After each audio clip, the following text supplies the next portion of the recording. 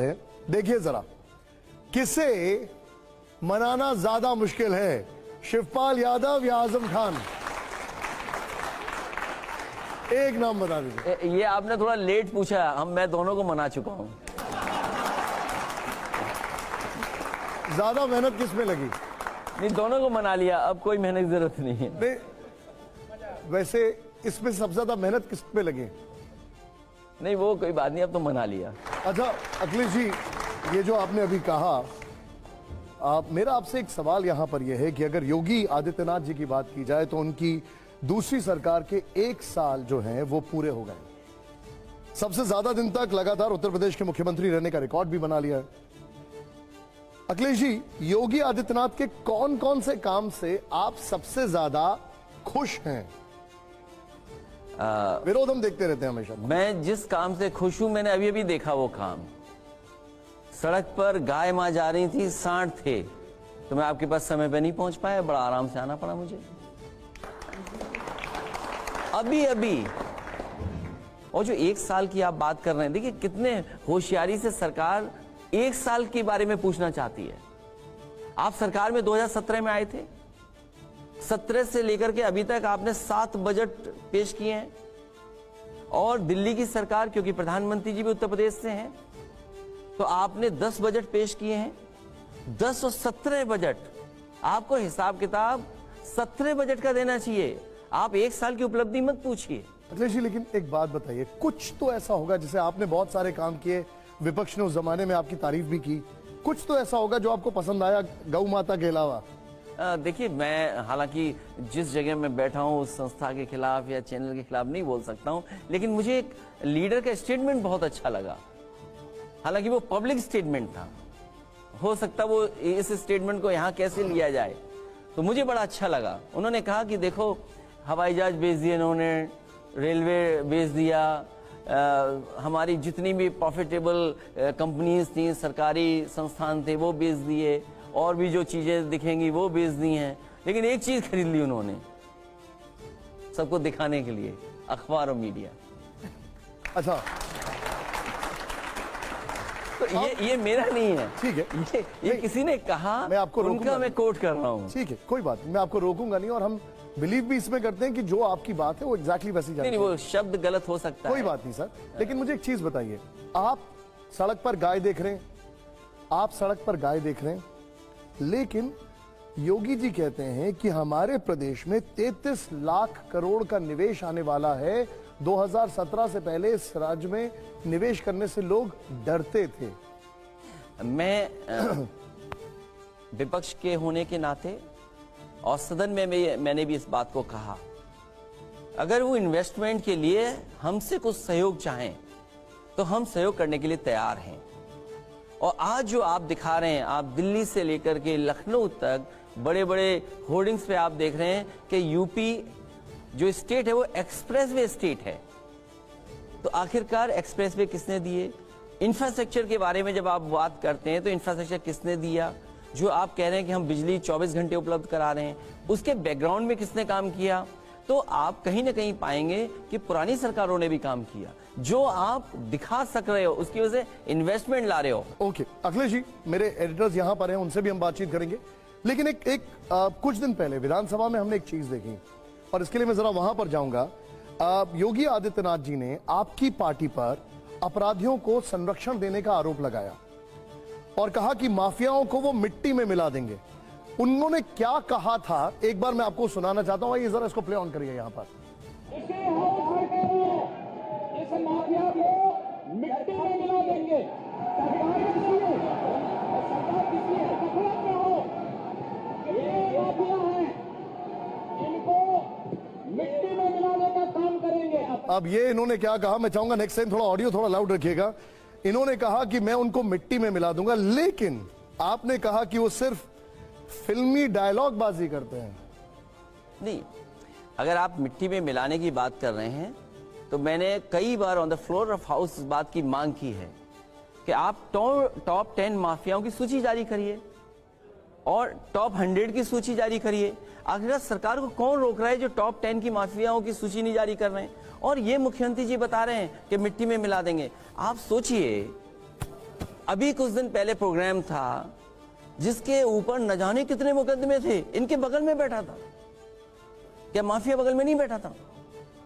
कभी मुख्यमंत्री जेल में जाकर के माफियाओं से नहीं मिले होंगे। ये मुख्यमंत्री आप पता करिए, क्या जेल में जाकर के माफियाओं से मुलाकात हुई है कि नहीं हुई है? अच्छा, लेकिन और फिर किसने रोका है आपको सूची ना जारी करने के लिए? मैं आपको एक उदाहरण देता हूं।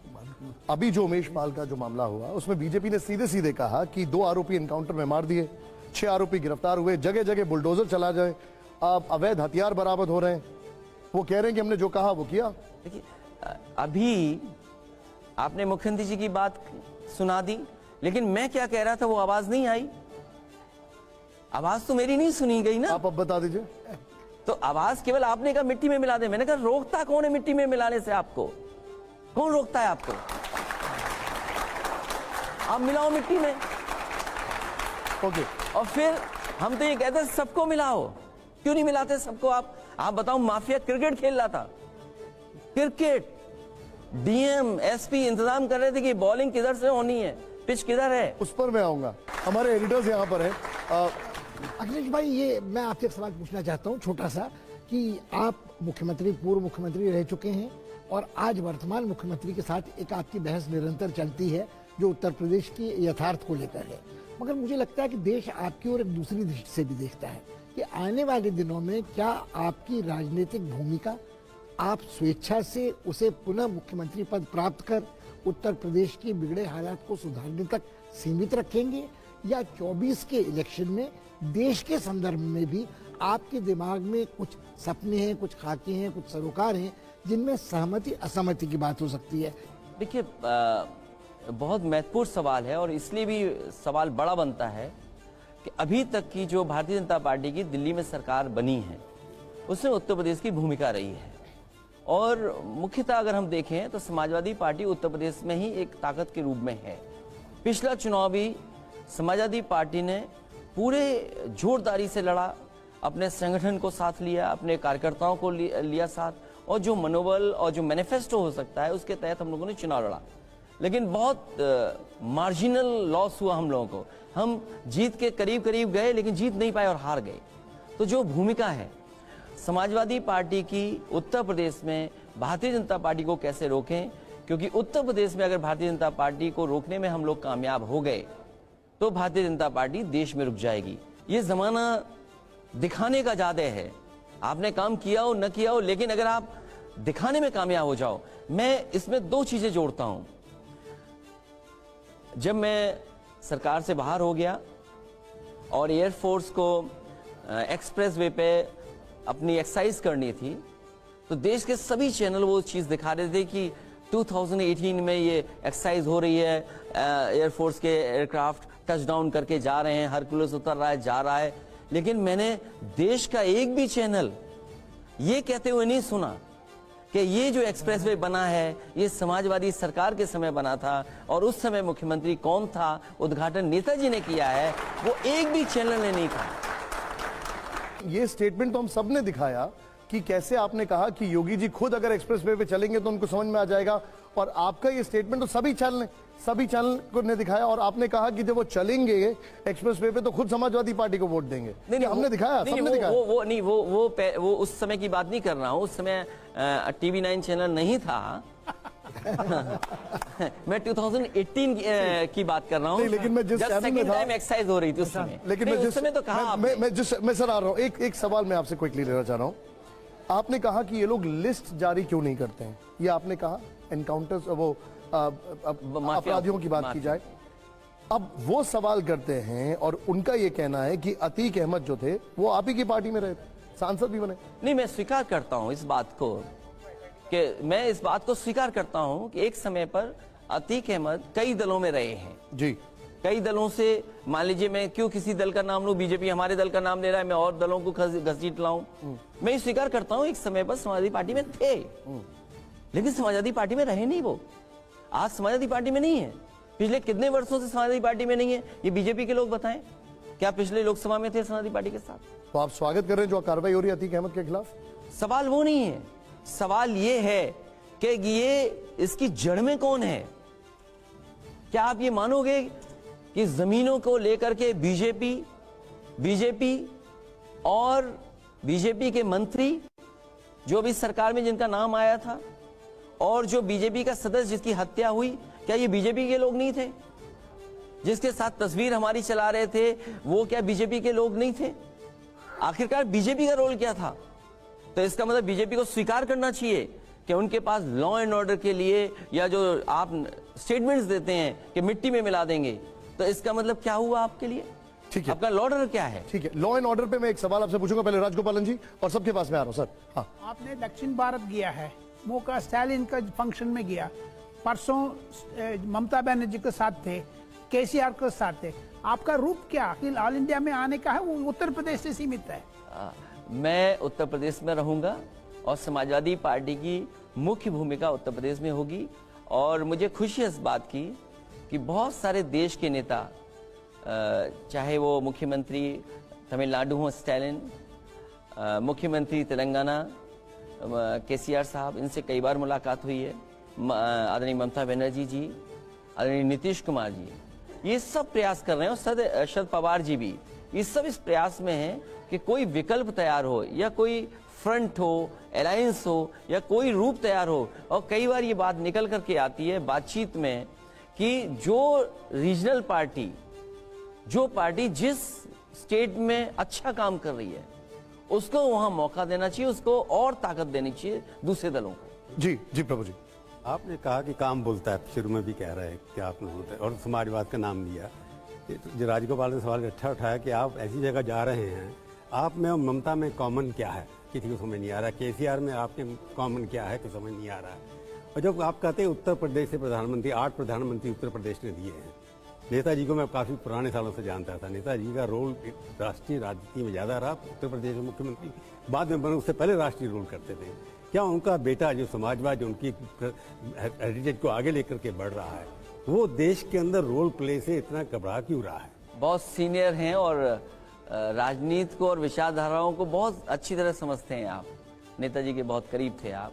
हम पांचों, हाँ ठीक बात हम है। पांचों अकेले नहीं है प्रभु। नहीं, मैं सबको दे रहा हूँ बहुत नंबर। नजदीक थे नेताजी का मद्रासी होने के बाद हम नजदीक नहीं, थे। आप थे। तो आपने जो कहा ना कि काम बोलता है, जो नारा मैंने दिया काम बोलता है, लेकिन 2017 में नहीं बोला। अभी कुछ दिन पहले मैं पंजाब के अखबार का एड देख रहा था, तो उसमें लिखा साड़ा काम बोल रहा है। तो मैंने कहा हमारा काम बोला नहीं, पंजाब का काम बोल रहा है। और इसी तरह के नारे और लोगों ने हमारी कॉपी की। आप बता रहे हैं आप सर, तो जो रोल प्ले करने का है, रोल का तो यही है कि यूपी में अगर हम लोग कामयाब हो जाएंगे तो समाजवादियों का रोल देश में दिखाई देगा। जावेद साहब, अभी आ रहा हूं मैं आपके पास। एक, क्योंकि आपने बोला, मैं I am just coming back to you sir. एक सवाल खड़ा होता है, आपने कहा आपका नारा बाहर चला गया, आपका नारा जो है पंजाब चला गया। योगी जी ये कहते हैं कि उनका बुलडोजर बाहर चला गया। अब अलग अलग राज्यों में उनका जो बुलडोजर है वो चल रहा है, कांग्रेस भी बुलडोजर चला रही है।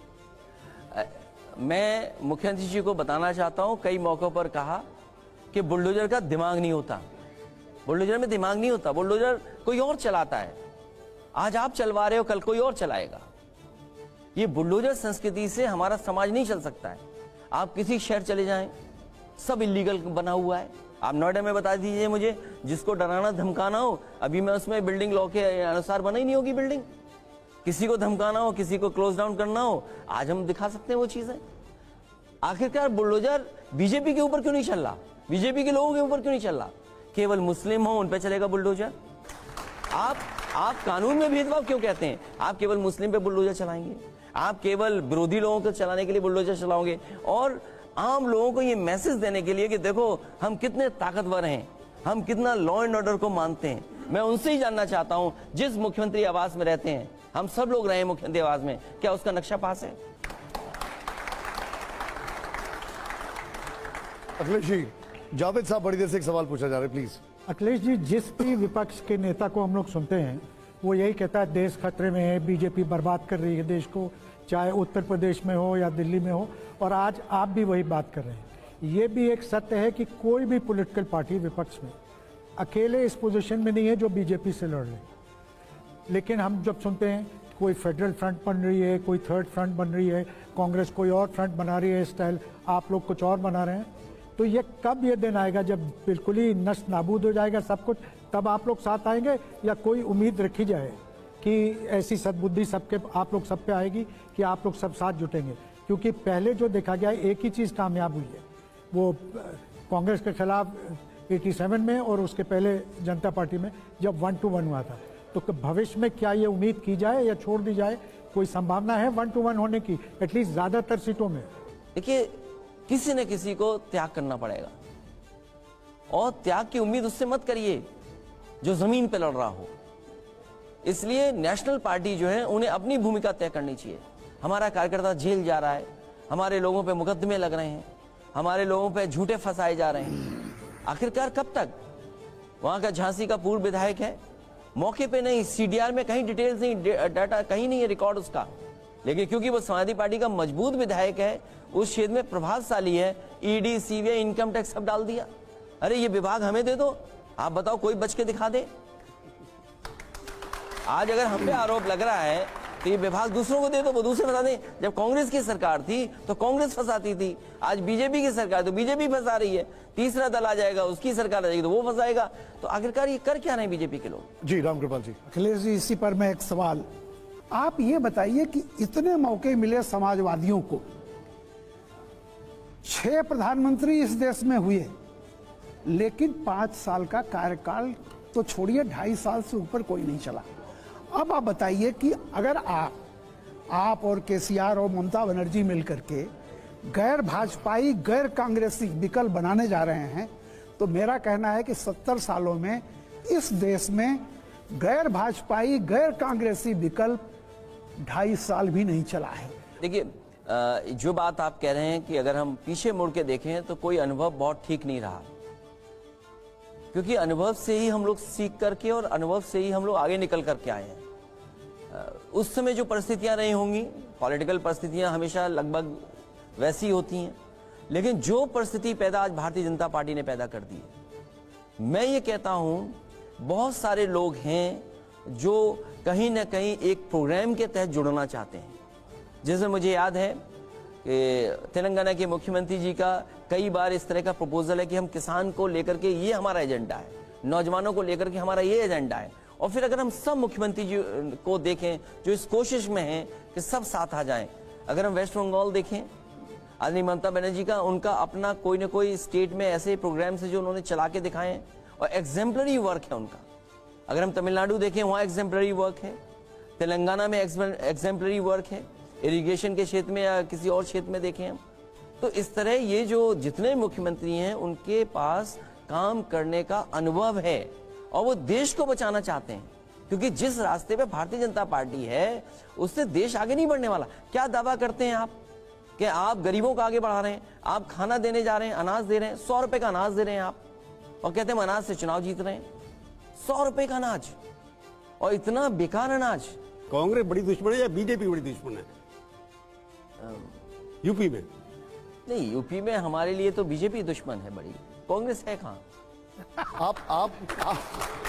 आप जो बोल रहे हैं अखिलेश जी, अभी आप देख रहे हैं कि अखिलेश जी बड़ी सादगी, बड़ी शालीनता से जवाब दे रहे हैं, लेकिन हमने सदन में देखा आप एकदम से बड़े गुस्से में आ गए, एकदम एंग्री यंग मैन हो गया। ऐसा हुआ क्या था उस दिन? नहीं, देखिए, गुस्सा इसलिए आया कि जो घटना है उस पर आरोप हम लोगों पे लगा रहे हो।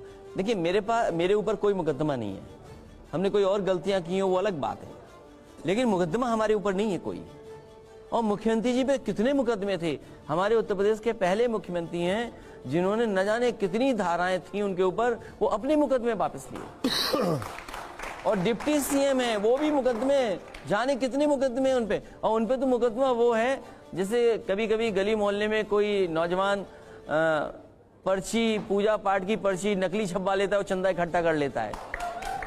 लेकिन सर एक और भी बात है, हमने एक तस्वीर भी देखी थी, वो तस्वीर दिखाना चाहेंगे मेरा पीसीआर अगर तैयार हो। सदन में हमने आपको दोनों को गुस्से में देखा, लेकिन जरा लेके आइए वो तस्वीर अगर हो पाए। और अगले दिन एक तस्वीर वायरल होती है, जरा ये तस्वीर देखिएगा। मैं मानता हूं ये तस्वीर जो थी वो बड़ी इंटरेस्टिंग थी, महाना साहब के घर की तस्वीर है, जरा प्ले ऑन करिए उसको वो तस्वीर। और ये तस्वीर एक, ये देखिए, अब ये तस्वीर जो मैं देख रहा हूं इसके पीछे की कहानी क्या है? एक दिन पहले बड़ी नाराजगी, और ये देखिए जरा तस्वीर ये है कि दोनों ने एक साथ खाना नहीं खाया। एक ही जगह बुलाया गया था, एक ही समय पर बुलाया गया था, लेकिन खाना अलग अलग खाया दोनों ने। नहीं, लेकिन फिर इतना मुस्कुरा कैसे रहे? क्योंकि मैंने उनसे कहा कि हम लोग अपना बर्तन लेकर के नहीं आए खाना खाने के लिए। नहीं अखिलेश जी, लोग कहते हैं कि सड़क पे आप लोगों का झगड़ा होता है और यहाँ पर आप दोनों इतने मुस्कुराते हैं। नहीं, वो बात स्पीकर ने कुछ बात ऐसी कही होगी, लगता है उसी वजह से हंसे हैं, क्योंकि स्पीकर का सब सम्मान करते हैं। अच्छा, मुझे एक और चीज बताइए, सियासत की हम बात कर रहे हैं, थोड़ी देर पहले आपने जिक्र भी किया, आप, मुझे पता है क्रिकेट अच्छा खेलते हैं, लेकिन आपने कहा कि योगी जी हर गेंद पर आपने कहा योगी जी क्रिकेट खेलने की चुनौती देता हूं, आप कह रहे हैं कि योगी जी की हर गेंद पर सिक्सर मार देंगे, ये क्या था सर? नहीं, वो थोड़ा कंफ्यूजन मुख्यमंत्री जी को हो गया। मैं क्रिकेट के छक्के की बात कर रहा था, वो किसी और को छक्का समझ लिया। अच्छा, मैं आपको जरा वो वीडियो दिखाता हूं, आइए पहले जोरदार तालियां हो जाए क्योंकि मैं आपको एक बड़ा इंटरेस्टिंग वीडियो दिखा रहा हूं। जिस वीडियो का काफी आप मजाक उड़ा रहे थे, पहले वो वीडियो देखिए जरा यहां पर।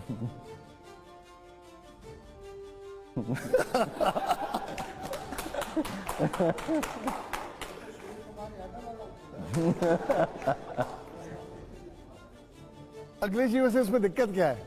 नहीं अच्छा, टेनिस बॉल हो और 2 टप्पे के बाद आप मार नहीं पा रहे तो क्यों खेलने जा रहे हो?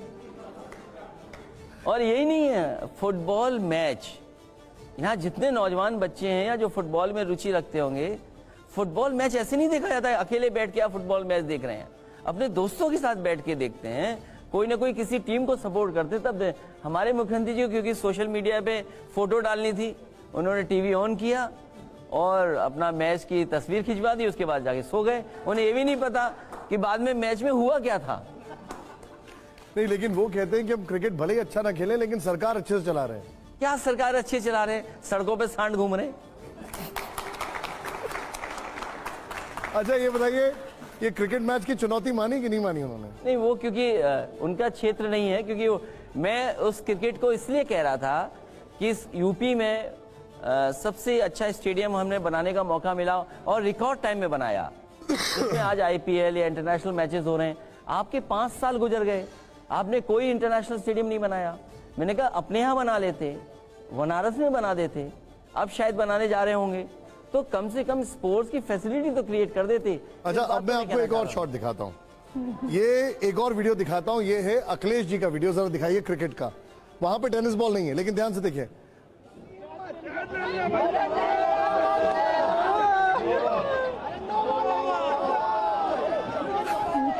आप आउट हो गए तो लोग कैच छोड़ रहे हैं, आप आउट हो गए तो नो बॉल दे दी एम्पायर ने। बीजेपी कहती है मैच फिक्सिंग कर रहे हैं अखिलेश जी।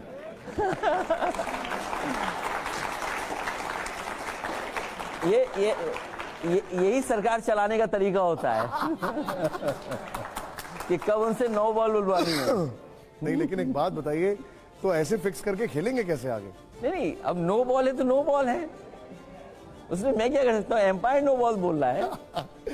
ठीक है, अब मैं आपसे एक चीज पूछना चाह रहा हूँ, वो ये है कि योगी जी आजकल आपके चाचा शिवपाल जी की काफी तारीफ कर रहे हैं, काफी सदन में भी उन्होंने तारीफ की। क्या परिवार में फूट डालने की कोई कोशिश तो नहीं है? नहीं, अब ऐसा नहीं होगा, अब ऐसा नहीं होगा। कोशिश की थी उन्होंने, अब संभव नहीं है। कोशिश की थी उन्होंने? हाँ, कोशिश की थी बीजेपी के लोगों ने, और ये तो सदन में भी on the floor of house ये बात आ गई थी कि मुख्यमंत्री जी कई बार मिले थे, उनकी कोशिश थी, लेकिन अब उस प्रयास में सफल नहीं होंगे। सब एक साथ एकदम सब ठीक, सब अच्छा होगा। आप जब ये कह रहे हैं तो आपके चेहरे पर एक वो जो सेंस ऑफ रिलीफ और एक कॉन्फिडेंस साफ देखने को मिल रहा है। और ये हुआ कैसे अच्छा सर? देखिए, कोशिश करने से सब कुछ अच्छा होता है, और मुझे अच्छी बात है कि मैनपुरी का इलेक्शन था और नेताजी के ना रहने पे इलेक्शन था, तो सब बातें खत्म करना ही ठीक था। एकदम से सब खत्म हो गया, सब बात खत्म हो गई। ये अच्छी, इसमें जोरदार तालियां हो जाए जरा।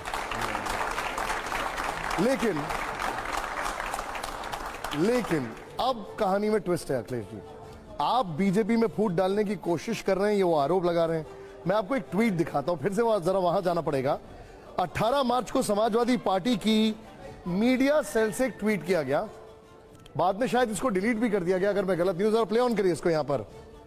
ये देखिए जो ट्वीट है वो मैं आपको दिखाना चाह रहा हूं। जो ट्वीट है उसमें आया कि कंटेंट मैं आपको बताना चाह रहा हूं, उसको जरा प्ले ऑन करिए। Maurya plus Pathak plus Patel plus Rajbhar plus Nishad, साथ में